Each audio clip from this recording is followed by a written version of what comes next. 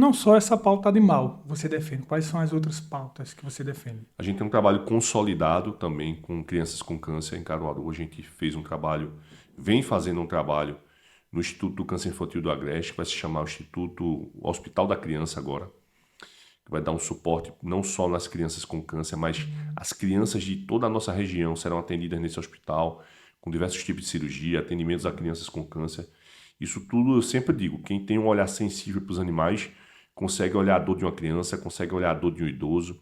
E esse trabalho que a gente vem fazendo no ICIA, que vai se chamar Hospital da Criança, a gente vem fazendo desde quando eu não era vereador, que eu passei um tempo trabalhando lá, e quando a gente chega na Câmara em Caruaru, a gente já começa a fazer um trabalho sólido também com crianças com câncer. A gente conseguiu equipamentos para o hospital, agora com o deputado Eduardo da Fonte, e a gente vem fazendo esse trabalho permanente em favor também das crianças com câncer.